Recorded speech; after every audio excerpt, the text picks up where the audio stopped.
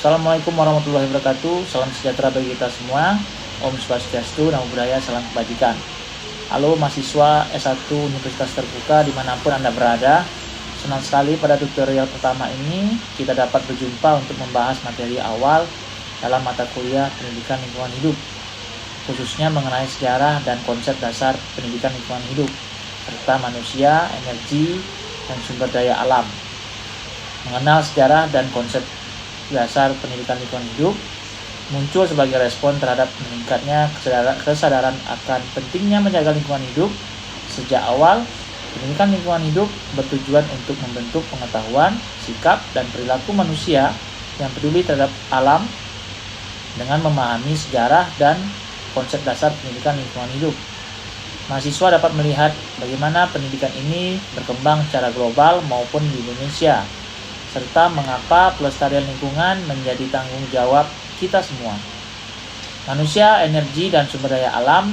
Dalam kehidupan sehari-hari, manusia selalu bergantung pada energi dan sumber daya alam untuk memenuhi kebutuhan hidup.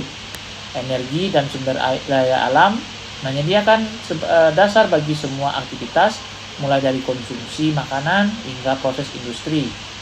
Mahasiswa perlu memahami bahwa energi tidak dapat diciptakan atau dihancurkan, hanya berubah bentuk, dan bahwa pemanfaatan sumber daya alam harus bijak agar berkelanjutan, lingkungan tetap terjaga. Pokok bahasan pertemuan 1 pada sesi pertama, kita akan belajar tentang perkembangan lingkungan hidup, tingkat internasional, tingkat ASEAN, tingkat Indonesia, dan konsep dasar pendidikan hidup, pengertian pendidikan lingkungan hidup, tujuan, sasaran, dan ruang lingkup pendidikan hidup. Dasar-dasar pendidikan lingkungan hidup, energi dan manusia.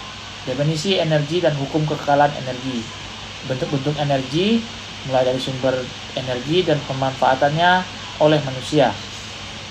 Sebagai contoh, kuda memperoleh energi dari tumbuhan yang dimakannya.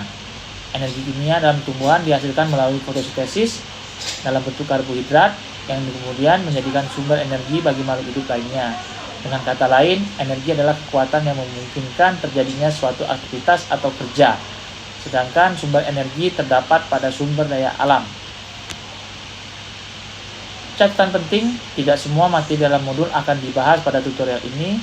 Oleh karena itu, saya sangat mendorong Anda untuk mempelajari modul secara lengkap, bahkan bila perlu memperluas bacaan dari sumber lain. Jangan lupa untuk selalu mengisi kehadiran senyum. Saudara mahasiswa, sesi pertama ini cukup sampai di sini. Silakan pelajari modul secara menyeluruh agar pemahaman Anda utuh dan mampu menghadapi UAS dengan hasil yang memuaskan. Selamat belajar, semoga sukses, good luck. Wassalamualaikum warahmatullahi wabarakatuh. Salam sejahtera bagi kita semua. Om Swastiastu, Namo Buddhaya, salam kebajikan.